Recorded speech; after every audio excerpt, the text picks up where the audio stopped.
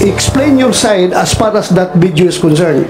Yun po ay katang isip ko lang, pasensya na po kayo. Kaya po... Dali, katang isip lahat ng sinasabi mo doon? Yes, sir. Kinakatang isip mo ito si... Kaya nga po, humingi po ako ng tawad sa kanya eh. Kaya... Wow! O, hindi naman kami grade 1 dito, mga senador kami. Ay nako, ibig mong sabihin na binubula mo lang siya para mabula kami, para imbitahin ka dito, para makapagsalita ka ng something against kay Morales. No, ibig mong sabihin, ganun kakagaling iyo? Pasis ko lang yun. Yes, sir. I understand, Pasis sir. lang yun sa aking panerbisyon pagkapulis. I answer. Kung siga ka, kung maro ka sa labas, kung nabubula mo yung ibang tao, not me. Yes, not me. Kasabot ko, sir. Ha?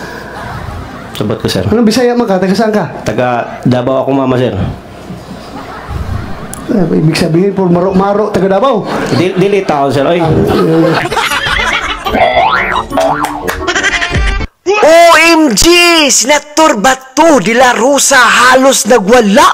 Na high blood po si Senator Bato de la Rosa sa hearing ng Senado ukol po sa leak ng PDEA. Nagalit po ito kay Eric Santiago alias Picoy, mga kuis, mga gayas, no? Dahil ang sabi nga ni Picoy ay binubula lang po ang Senado at ang kanyang mga kumparing mga PDEA, mga kuis, mga gayas, ay para lang siyang makapunta po dyan sa may Senado sa hearing, mga kuis, mga gayas. Dahil may kakaiba po siyang pasabog, ngunit hindi po pumayag ang ating kagalang-galang na Senador Bato de la Rosa. Grabing galit ni Senator Bato de la Rosa, mga kuis, mga guys. So yan po ang mapapanood natin sa video ito, mga kuis, mga guys. So without a further ado, let's begin. Yung kausap niya sa linya, sa kabilang linya sa cellphone. Sino? Si Mr. Eric Santiago, Your Honor, si Picoy. So, Morales, Enriquez, inaamin mo, ikaw yon. Okay. Santiago, ikaw yung kausap sa kabilang linya? Yes, sir. Pwede kong i-deny, pero aaminin ko po na ako po yun. Ikaw yun. Okay, thank you. So, Mr. Chair, pwede ba malaman kung ano ano sila? PDEA agent ba rin sila o... O si Eric Santiago, dati po ako sa NAPOLCOM. Naka-assign po ako sa Inspection Monitoring Investigation Service nung araw.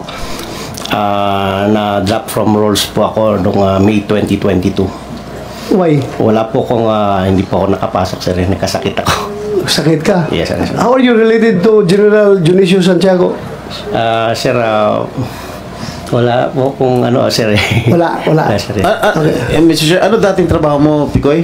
Sa ano po, sa NAPOLCOM po, Police Inspector 2 po ako. Police ka dati? Hindi po, Police Inspector 2 po, item po yun sa Inspection Monitoring Investigation Service po. Okay, so ngayon? Sir, wala na po akong trabaho, sir. Wala kang trabaho ngayon? Yes, sir. Yes, sir. Meron kang sinerch namin yung pangalan mo sa NAPOLCOM.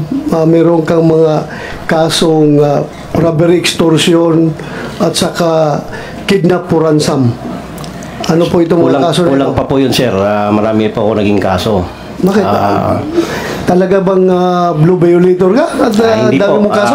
Sa awa naman po ng Diyos, naging kaso lang sila, sir. Ha? Naging kaso lang sila, sir. Naging kaso? Yes, sir. So I am not judging you yes, sir. through your case. Yes, sir. Kahit na kumbiktado ka, hindi pa rin kita judge. Maraming salamat, sir. But the fact remains na may kaso ka. Yes, sir. Yes, sir. NAPOLCOM, ano bang status ni Picoy sa NAPOLCOM?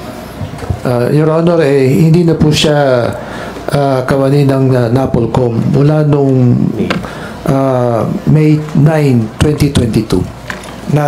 Natiwalag po siya dahil po dun sa naawol po siya without official leave. Awol. Opo. How about yung mga kaso niya na robbery, extortion at saka kidnap for ransom? Hindi po na ihain sa amin yun. Meron kaming nabalitaan na dati na-involve siya doon sa kidnap o ransom sa isang Korean national. Subalit na i-dismiss po ito ng piskalya. Okay. Nung isa naman yun doon sa usapin na meron daw siya napulot na cellphone. Subalit hindi naman po nakarating sa amin yung reklamo sapagkat na-declare na siyang awol bago pa lang namin na i-file yung kaso. Kaya ganun po. Thank you. Thank you for that information. Eric Santiago, sinasabi mo, hindi lang yun ang kaso mo, mas marami pa. Bigyan mo dito lahat ng kaso mo para malaman natin kung sino ang astig. Ha? Sige, thank you.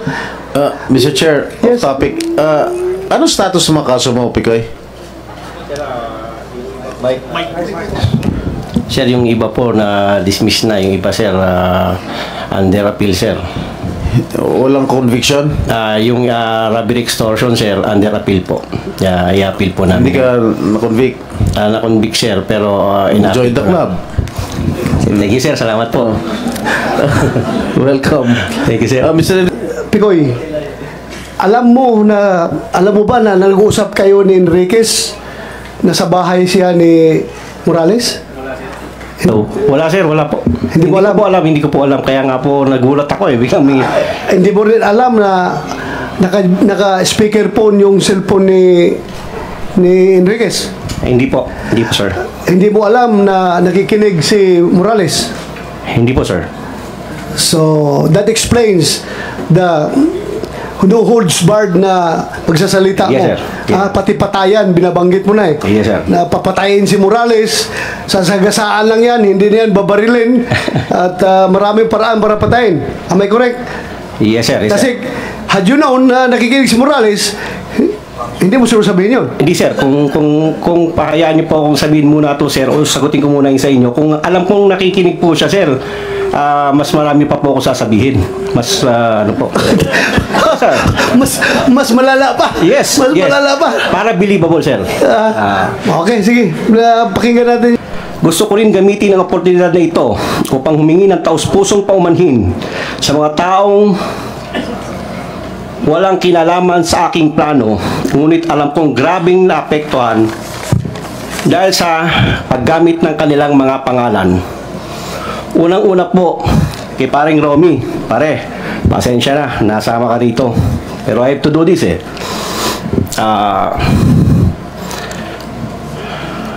Pangalawa po, sa pangalan ni Ginoong James Kumar, kung asan man po siya, pasensya na po. Sa nasabi ko po na dokumento, ipakikita ko pang magbigay dagdag linaw sa sinasabi ni Expedient Morales. Nandito po yon. May hawak po akong dokumento na gusto ko lang ipakita talaga. Ito po yung rason kung ba't pinasakay ko sila sa usapan. Para makapunta lang po ako dito at may presenta mga dokumento sana na magbibigay linaw sa mga sinasabi ni Agent Morales. Ano yung sabi mo, pinasakay? Yes sir, pinasakay. Parang dalawang ang gusto kong patunayan sir eh. Magkwento ka lang, makakarating ka na rito. Kwentong barbershop sir. Kwentong barbero lang. Katang isip. Makakarating ka na. Andito po ngayon, napatunayan ko ngayon yun.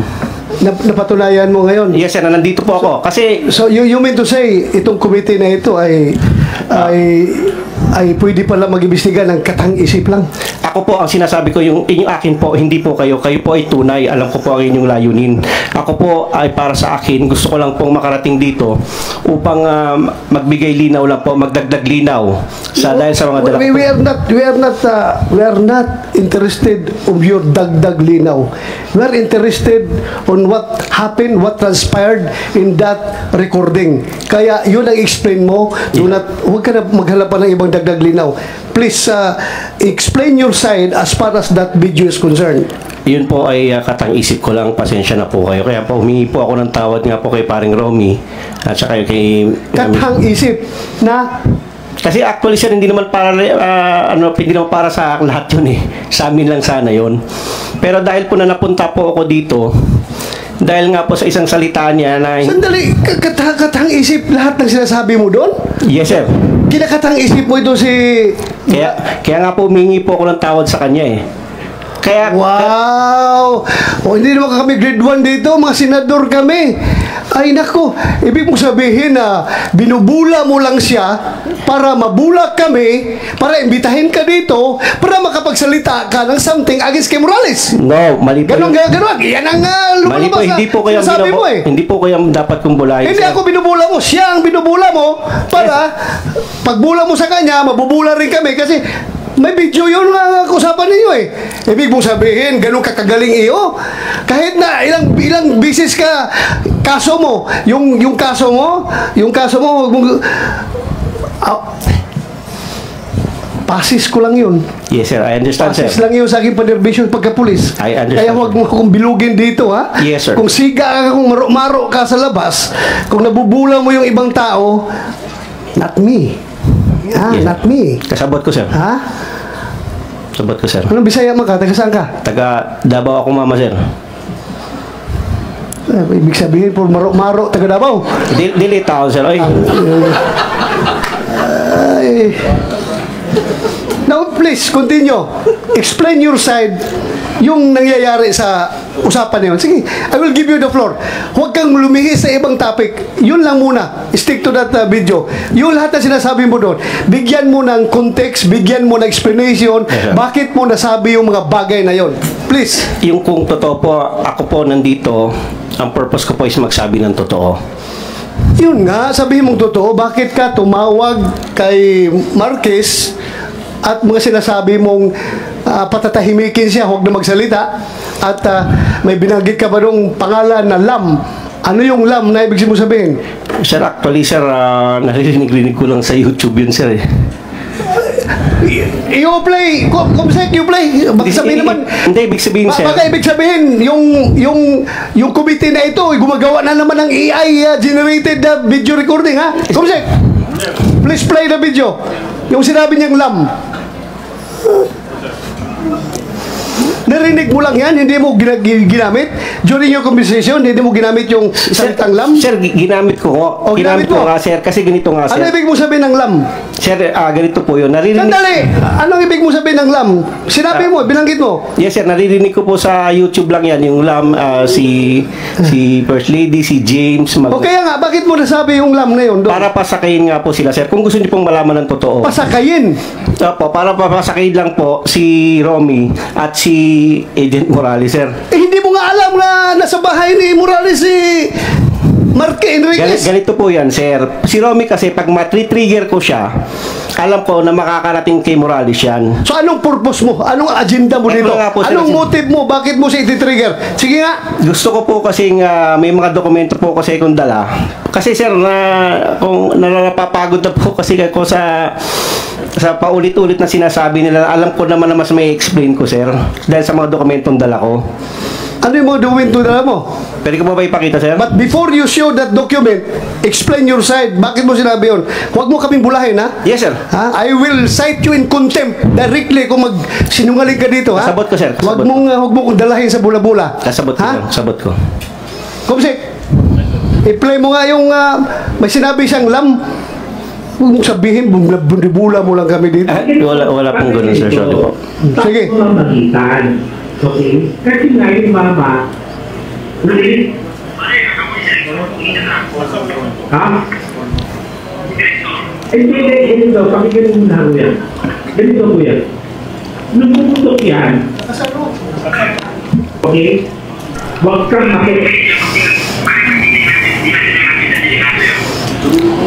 kaya nga ganito, padre. Kaya kung Narinig natin dyan na voice recording at saka yung nilagay ni Morales na yung line-line dyan na nag-interpret kung ano sinasabi. Totoo? The same as you have heard as your conversation with Santiago? Mr. Senator, the video speaks for itself. Okay. Correct. Yung narinig mo dyan, totoo. I confirm, sir. So, do you confirm na pinapasakay ka lang ni Santiago? Binubula ka lang niya? Well, knowing Eric Santiago, even during our Napolcom days, hindi ko po makuha, malaro po siya eh. Malaro po siya, malalim. Malalim babaw nga eh. Malalim. Ang babaw nga eh. Hindi po. Pati kami, papasakayin niya. Hindi Ang po. babaw mo. Ikaw, nalalaliman ka sa ganung style? Well, that is per my assessment. Kasi may mga statements po siya na Baka ang malalim sa'yo yung tao na mahilig pumatay kuno, mapapil-papil, yan ang lalim sa'yo? Malaliman Your ka niyan? Honor, no, Your Honor. I've been with him with Napolcom for almost 5 years. So you confirm na yung narinig natin na video recording at saka yung nilagay ni Morales na mga wordings doon, narinig mo yan during your conversation with Santiago? Yes, Mr. Senator. Do you confirm or deny? I don't deny. Para po sa Hindi, yung sinabi niya na binubula ka lang niya. Well, Para daw makapasok siya dito sa Senado at makapagbulala siya ng mga record na hawak niya against Morales. Mr. Senator, I cannot accurately answer what is his intention. That is his intention. Pero with all sincerity, do you think yung usapan niyo, binubula ka lang niya, pinapasakay ka lang niya, taga-DOJ ka eh. Huwag mo sabihin, XPDI agent ka. Huwag mo sabihin, ganun ka kababaw. Well, Ano? Mr. Senator, knowing him, perhaps that is his intention. Pwede kang mabula niya. Well, vulnerable po ako pagka sa kaibigan. Pagkakaibigan po, walang masamang tinapay. I cannot judge a person based on his past. Just like Kuya Jonathan Morales. Who am I to judge? Meron din po akong mga imperfections. Okay? Okay, so... Yun po yung aking position. Kung binobola niya ako, mali yan. That is not my intention. Even po yan, nagtampo ako sa'yo. Eric Santiago, kung nambubula ka, bakit dinadamay mo pangalan ni Lam? Sir, para po makatotohanan ang istorya. Para makatotohanan. Kasi hindi ko po pwedeng bulahin si Romy kung hindi ako babanggit ng mga keywords na magri-ring sa utak nila, sir. So anong purpose mo bulahin siya? Siya lang, sir. Siya lang. Bakit mo, anong purpose mo bulahin siya? Kasi para ipatawag kita dito. Para ultimately, para ipatawag kita dito at may bulalas mo yung mga records against Morales.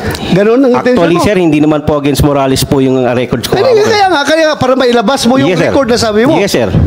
Na nagawa ko po ngayon nga na nandito po nga po ako, sir. Wow, ang galing mo. Galing mo.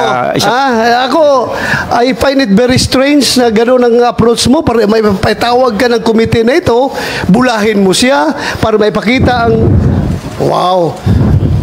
Ganun kaka-genius pala mag-tirada at dinideny mo lahat ng sinasabi mo sa video na yan. Hindi ko nga, sir, dinideny. Inaamin ko nga po, sir. Dinideny mo nga yung truthfulness. Yes, sir. Yes, sir. Yung veracity, totoo yan. Yes, sir. Pero yung truthfulness ang sinasabi mo sa video na yan ngayon, dinideny mo. Yes, Sabi sir. mo lang, nabubula ka. Yes, sir. Wow, kasi may video. Pero No, kung sir. walang video yan, hindi mo dideny yan. Sir, actually, pwede ko i-deny yun, sir. Excuse me po, sir. Pwede ko sabihin pwedeng sabihin ko naman na hindi po ako yung kausap eh. Pwede ko pong gawin yun.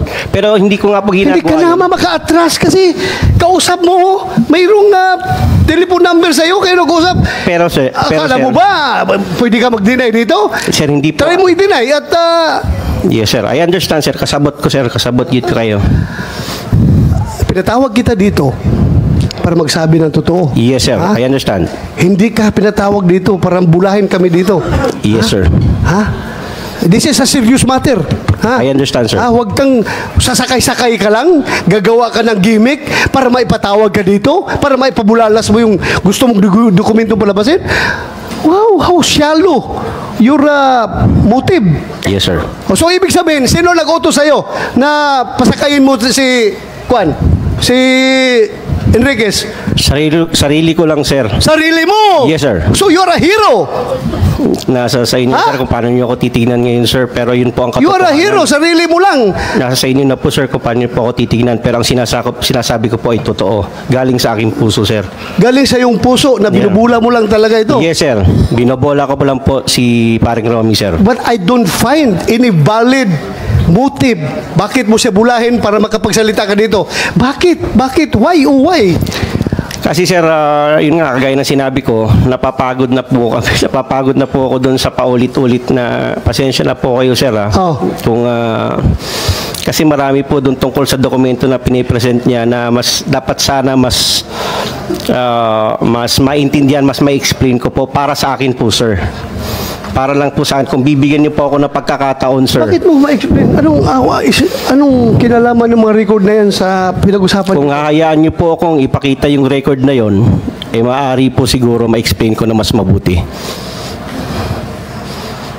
But to start with, yung intention mo is with malice. Ha? Very clear, with malice ang intention mo.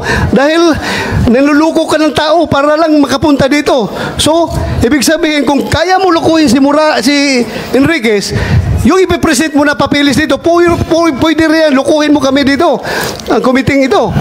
Sir, wala po akong intention na gano'n. Wala nga, but to start with, diloko mo na siya. Pinasakay mo, according to you, pinasakay mo lang siya. Yes, sir. Oh, so paano kami magtiwala ang committee sa'yo kung...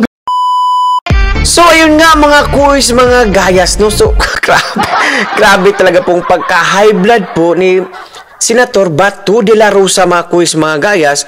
Dahil ang sabi nga nito ni alias Picoy, or ni Sir Santiago, na parang binubula lang niya ang kanyang mga kumpare na si Rumi, at saka si kumpare Morales, at saka si Senator Bato de la Rosa. Para lang nga daw, makapunta siya sa Senado at parang kwentong barbero lang. At parang sinasabi niya na gano'n lang po papapaniwalain ang mga senador para makapunta siya dyan sa may Senado, mga kuys, mga guys. No? Kaya hindi po naiwasan na sobrang high blood po talaga si Senator de la Rosa, mga kuys, mga gayas. At grabe talagang, kung wala pa sigurong yung ibang mga tao doon, ay naku, makakatikim yun. Pasis nga daw siya eh. Kung baga, gagawing pasis lang po. Gagawing pasis lang po si Picoy o si Sir Santiago ni Senator de la Rosa. Kasi alam mo po natin, mga kuys, mga gayas, nung pulis pa lang po yan, si Senator de la Rosa, at nakwento po yan ni Vice President Sara Duterte na talagang marami na po talaga yung nabaril, yung mga, especially po yung mga masasamang tao, ha, yung pinasok niya yung bahay dati, 6 po yung na baril niya. Ayun, kasi po mga kriminal o karnaper ba yun? Kriminal, basta yun po. Talagang hindi po basta-basta yan si Senator de la Rosa, dahil magaling po yan, magaling sa baril, lahat magaling po yan. Alam po natin nga, general po yan. Dati, ex-general po yan. At ngayon po ay parang sinasabi ni Picoy na parang ganun lang po, kasimple lang pala. Gagawa lang po siya ng mga kwentong barbero o binubula niya yung mga kasamahan niya. Kasi may sarili siyang intensyon na pala na ipapasabog dyan sa Senado, mga kuys, mga gayas. Well, talagang palapit na po yung pagkabisto. Pagkabisto kung totoo pong nagpupositibo noon si Pangulong Marcos, mga kuys, mga gayas. At yung hinahanap na talaga is yung file, kasi yun sa kanila is soft file lang po yun. Hinahanap talaga nila yung original copy po. Original copy po doon sa list po ng PDEA na nilabas na noon, nakasama po sa list si Pangulong Bongbong Marcos sa mga positibong nagkukukil, mga kuys, mga gayas. So ano po ang iyong mga reaction o komento ukol po sa video ito na talagang parang binababoy o nang babastos po si Picoy sa Senado at sa kanyang mga kumpare, mga kuys, mga gayas? Paki-comment down below na lang po ng inyong mga komento at reaction. At dahil umabot pa kayo sa dulo ng ating video, may karapatan po kayo mag-like, share, and subscribe, mga kuys, mga gayas. At paki-follow na rin sa ating Facebook page and po John Ray Macabudbud TV at ang ating YouTube channel, mga kuys, mga gayas. So for now, I'm gone. God bless all. Peace. Bye-bye.